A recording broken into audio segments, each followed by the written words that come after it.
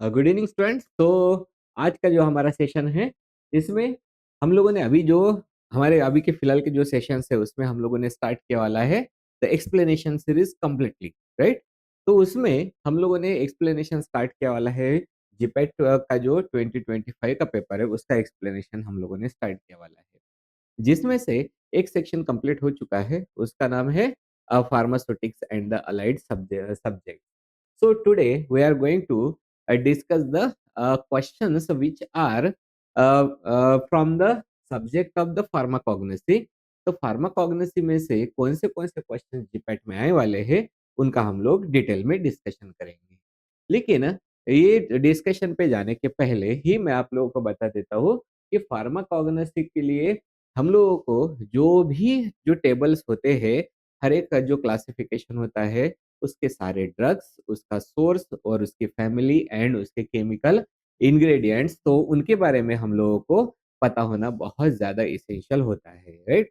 मतलब यहाँ पे जो मैक्सिमम जो होता है फार्माकोग्नोसी के, वो होते हैं नॉलेज बेस्ड क्वेश्चन, राइट। तो हम लोग वन बाय वन एक एक क्वेश्चन के बारे में डिस्कस करना चालू करेंगे।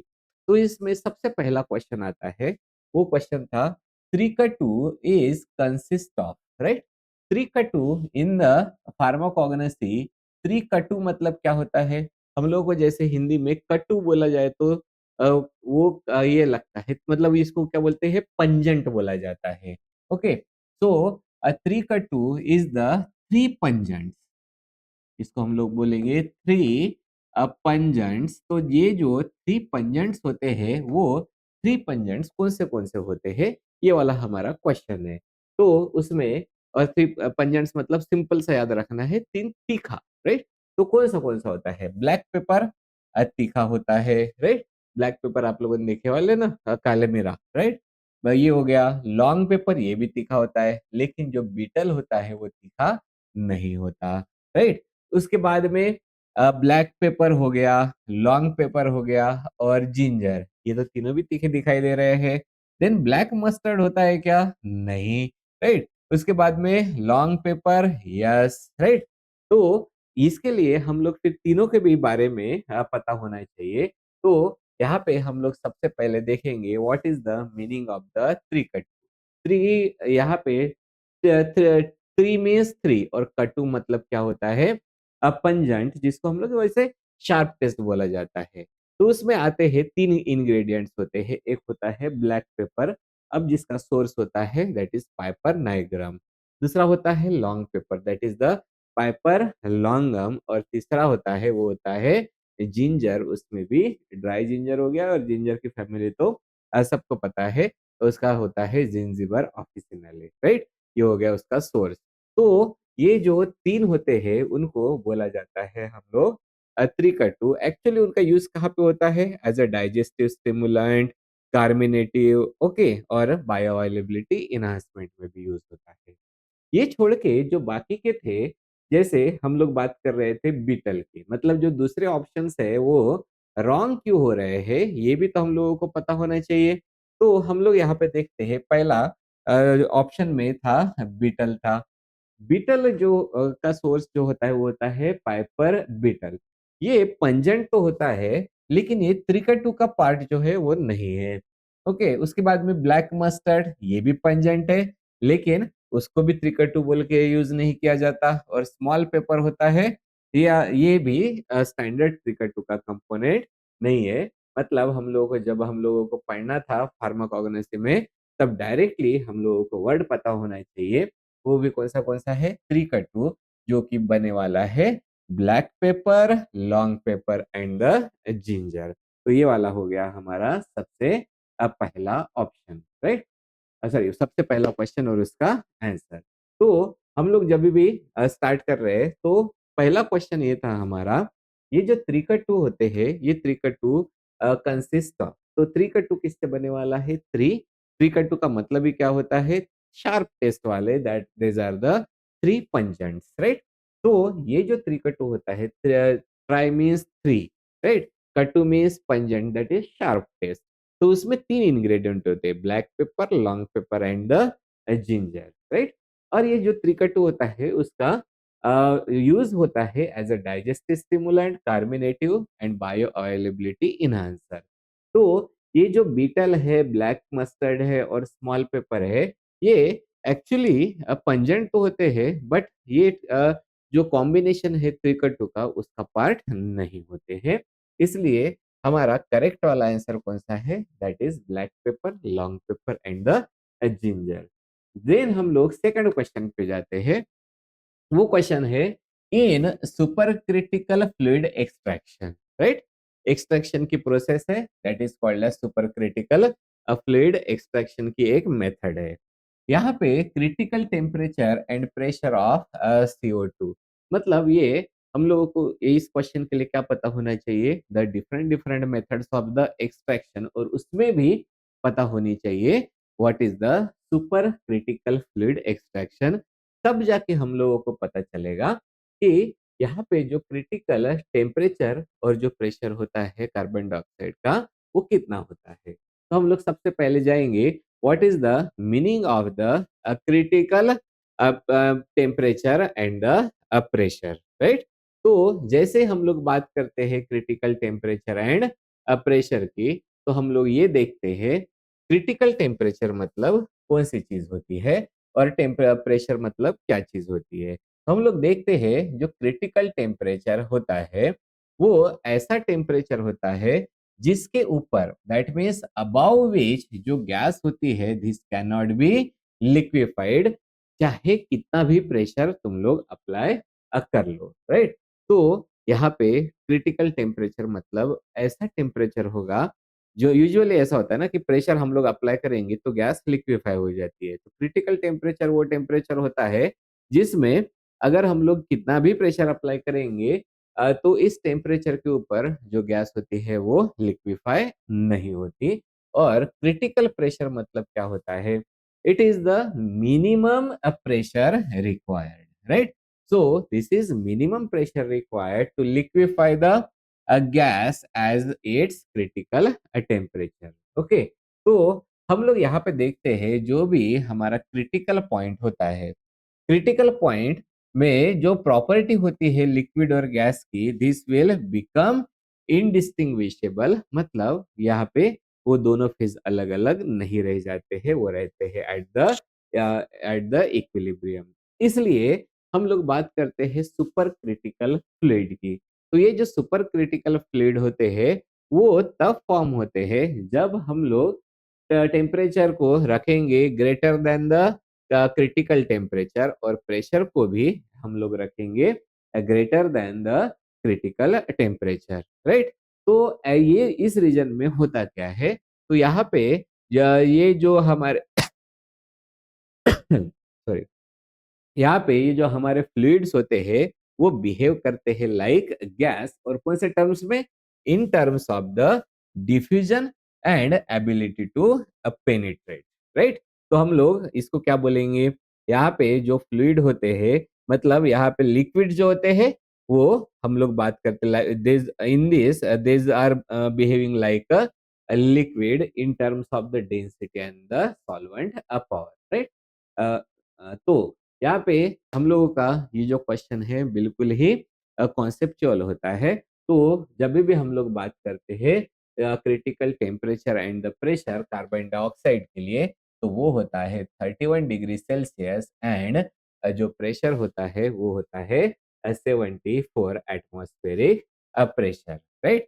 तो इसलिए हमारा यहाँ पे जो करेक्ट जो ऑप्शन रहेगा, that will be the 31 degree Celsius and 74 atmospheric pressure, right?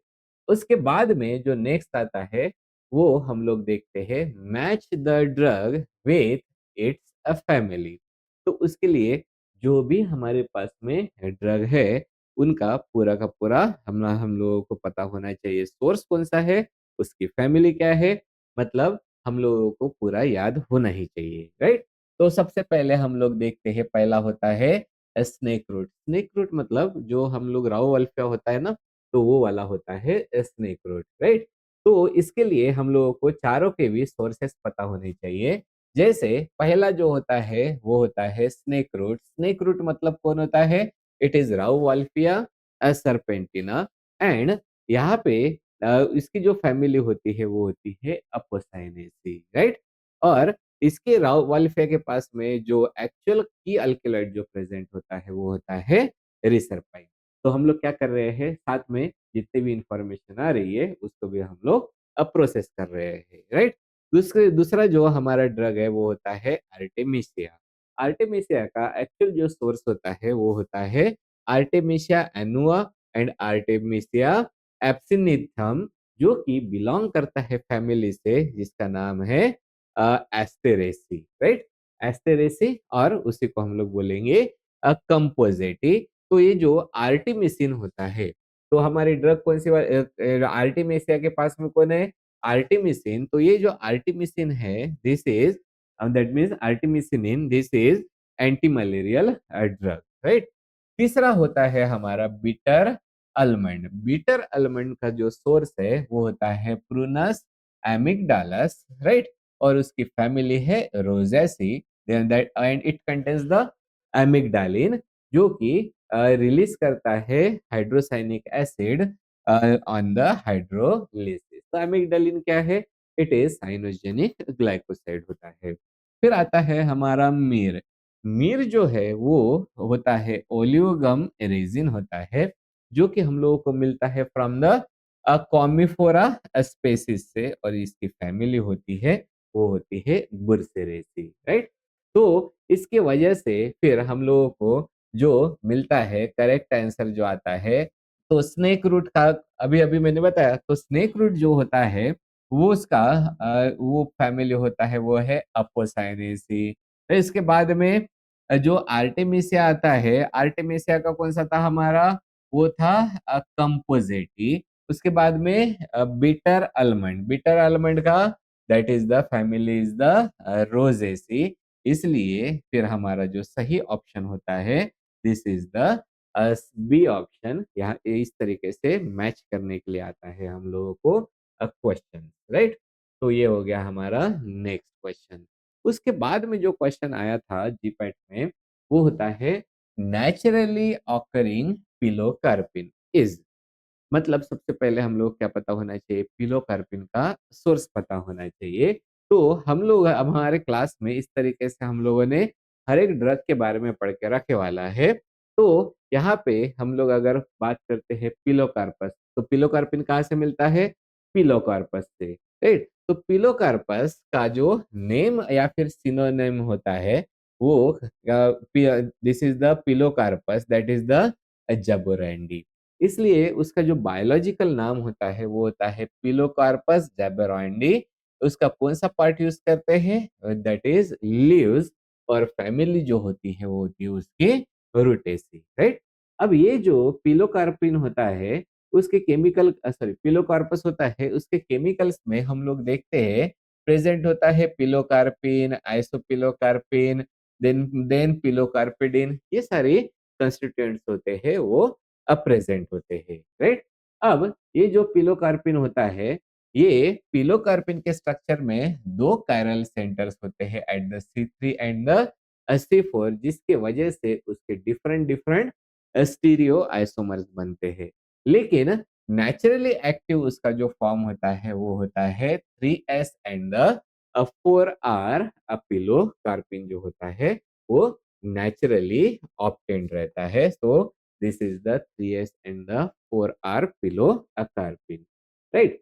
उसके बाद में जो नेक्स्ट क्वेश्चन है, what are the correct statements regarding the tannins? तो टैनिन्स के रिगार्डिंग कौन से करेक्ट स्टेटमेंट्स होते हैं? तो हम लोगों को देखना है, पहला जो है वो होता है टैनिन सॉल्यूशन जो होते हैं वो प्रेसिपिटेट करते हैं अल्केलॉइड्स को। तो सही है क्या? बिल्कुल सही होता है कि टैनिन्स के सॉल्यूशन है वो अल्कलॉइड को हाँ, कोई जो होते हैं वो ये करते हैं, प्रेसिपिटेट कर देते हैं।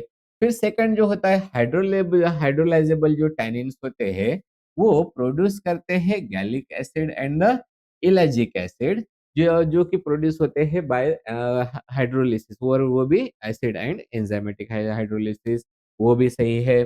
फिर जो कंडेंस टैनिन्स होते हैं वो कन्वर्ट होते हैं into the red colour substance जो कि बोला जाता है फ्लोबाफेन्स, राइट? ये भी सही है, राइट? लेकिन जो टैनिन्स है वो इंसोल्यूबल होते हैं वाटर में, ये जो है वो गलत है। इसलिए जो हमारा सही वाला ऑप्शन होता है वो कहलाता है हमारा only A, B and the C, right? अगर हम लोग इनको डिटेल में देखना चाहेंगे तो एक-एक ऑप्शन के बारे में हम लोग देखते हैं कि टैनिन के जो सॉल्यूशन होते हैं वो प्रेसिपिटेट होते हैं अल्कलाइन।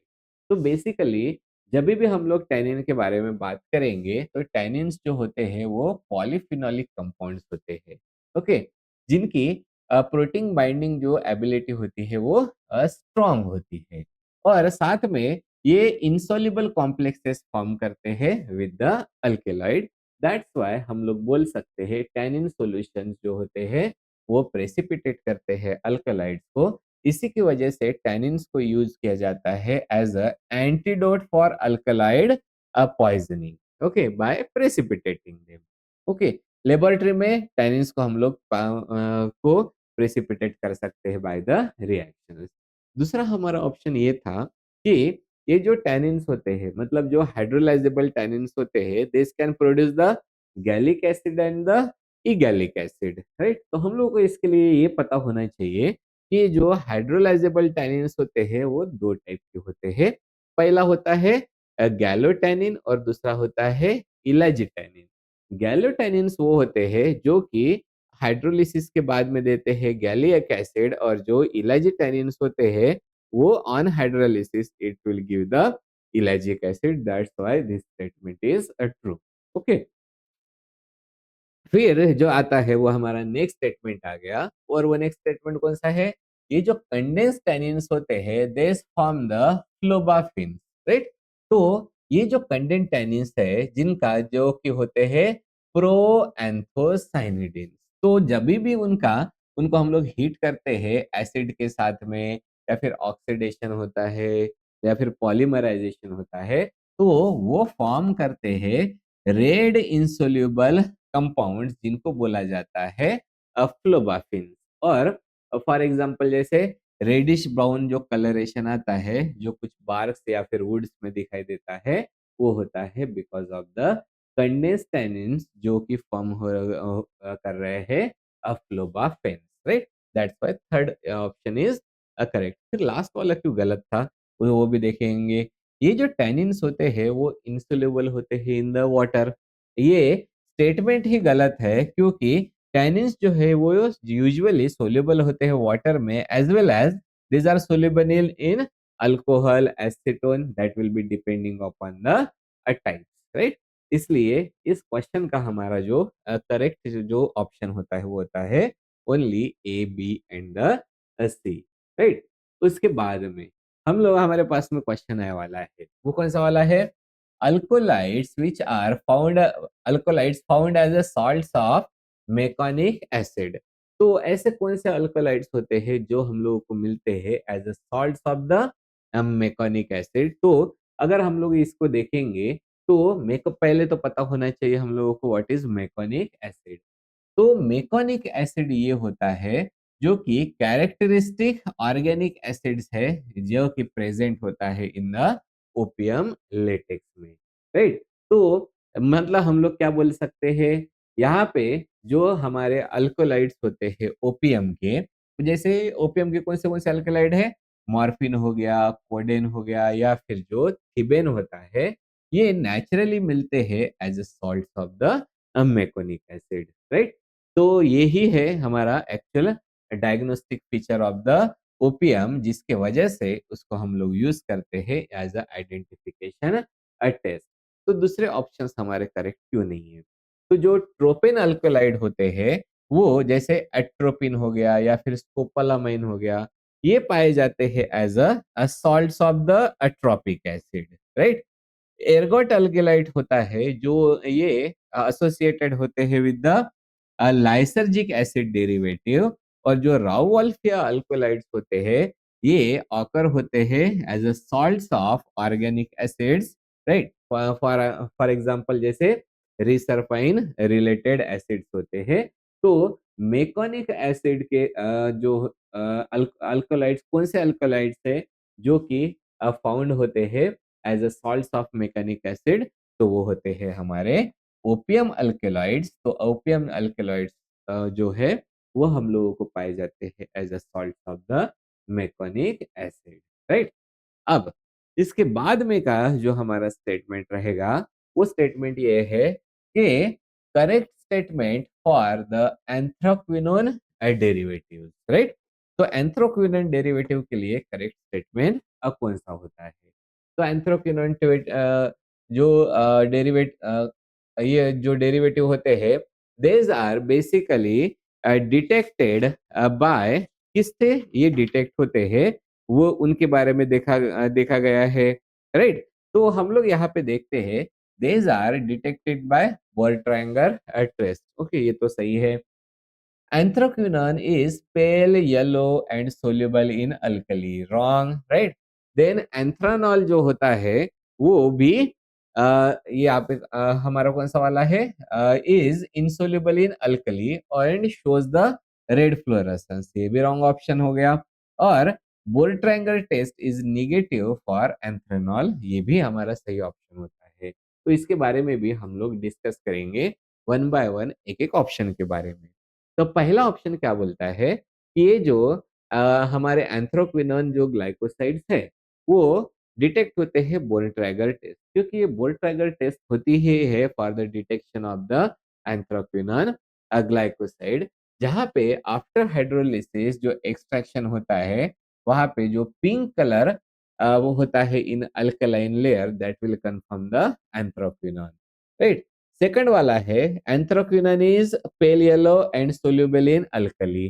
तो एक्चुअल जो एंथ्रोक्विनोन होता है वो कलरलेस या फिर पेल येलो है और ये इंसोल्यूबल होता है अल्कली में, इसलिए स्टेटमेंट जो होता है वो रॉन्ग होता है, राइट। उसके बाद में anthranol is insoluble in alkali and show the red fluorescence. Actual जो एंथ्रेनॉल होता है ये हमारा कलरलेस कंपाउंड होता है and it is unstable. So the and साथ में this does not show the red fluorescence. और सही वाला और कौन सा ऑप्शन है? This Borntrager test is negative for the anthranols. तो बॉल ट्रैगर जो टेस्ट होता है वो डिटेक्ट करता है ऑक्सीडाइज फॉर्म ऑफ द एंथ्रोक्विनोन, मतलब जो एंथ्रोक्विनोन ऑक्सीडाइज हो चुके हैं इसी को डिटेक्ट करता है। और उसमें से जो एंथेनॉल एंड एंथ्रॉन्स होते हैं ये रिस्पॉन्ड नहीं करेंगे unless they are get oxidize. That's why in this question the only हमारा जो पी एंड एस ऑप्शन है this is only correct, right. ये हो गया हमारा क्वेश्चन। अब नेक्स्ट जो हमारा क्वेश्चन है, win Christine can be analysed by the UV spectrophotometer at the lambda marks. बिल्कुल स्पेसिफिक क्वेश्चन है, तो ये हमारा बिल्कुल मेमोरी बेस्ड क्वेश्चन ही रहेगा। तो इसके बारे में हम लोगों को पता होना चाहिए। सबसे पहले क्या पता होना चाहिए, ये विन क्रिस्टीन क्या होता है? विन क्रिस्टीन जो है वो विन का अल्कलाइड होता है with aromatic and conjugated systems, okay, जिसकी वजह से ही इसके जो क्रोमोफोर्स है वो एब्जॉर्ब करते हैं यूवी लाइट को, स्ट्रांगली एब्जॉर्ब करेंगे। और रिपोर्टेड जो लैम्बडा मैक्स होता है विन क्रिस्टिन के लिए वो होता है 297 नैनोमीटर। मतलब यहाँ पे दूसरा कोई ऑप्शन ही नहीं है हम लोगों को सिवाय याद रखने के। दूसरे क्यों रॉन्ग है? 360 नैनोमीटर काफी हाई हो जाता है विन क्रिस्टिन के लिए। और 245 to 217 nanometer this is the non specific deep UV region होता है जिसमें बहुत सारे कंपाउंड्स होते हैं वो एब्जॉर्ब करते हैं दिस वेवलेंथ को, ओके। इसलिए हमारा जो सही ऑप्शन है this is the 297 nanometer, right. उसके बाद में यहाँ हम लोगों को ये देखना है which pair is correctly match for laxative and the mechanism of action. तो पहला ये जो है वो लैक्सेटिव हो गए हैं और उनके मैकेनिज्म ऑफ एक्शन क्या क्या होते हैं, राइट। तो आप लोगों को इन लैक्सेटिव का किस तरीके से एक्शन करते हैं वो भी पता होना चाहिए। फॉर एग्जाम्पल हम लोग जाएंगे, पहला जो होता है वो होता है हमारा सेना। सेना जो है वो स्टिमुलेंट लैक्सेटिव होता है ओके एंड इसमें भी जो लैक्सेटिव होते हैं वो जो एंथ्रोक्विनोन ग्लाइकोसाइड्स होते हैं they act as a laxative. दूसरा जो होता है वो होता है lubiprostone. This is chloride channel activator होता है, राइट। थर्ड जो है this is the lactulose, this is the osmotic laxative होता है। और जो फोर्थ वन होता है this is the prucalopride, this is selective 5-HT4 receptor agonist. तो इनमें से सिर्फ और सिर्फ डी वाला जो है यही ऑप्शन सही है। अब बहुत सारे लोगों को ये भी नहीं पता होगा ये जो प्रोकैलोप्राइड होता है वो क्या हो गया। तो प्रोकैलोप्राइड किस तरीके से एक्ट करता है वो भी हम लोग देखेंगे। तो ये सिलेक्टिव 5-HT4 रिसेप्टर अगोनिस्ट होता है और ये जो है वो इंक्रीज करता है एसिटिलकोलिन के रिलीज को। ओके, साथ में इंक्रीज करता है जो कोलन का पेरिस्टालसिस है उसको भी इंक्रीज करता है and this is used in the chronic constipation. इस तरीके से ये जो प्रिलोप्राइड होता है ये एक्ट करता है एज अ लैक्सेटिव। और बाकी के भी ये तीनों भी लैक्सेटिव है लेकिन ये उनके मैकेनिज्म ऑफ एक्शन नहीं, राइट।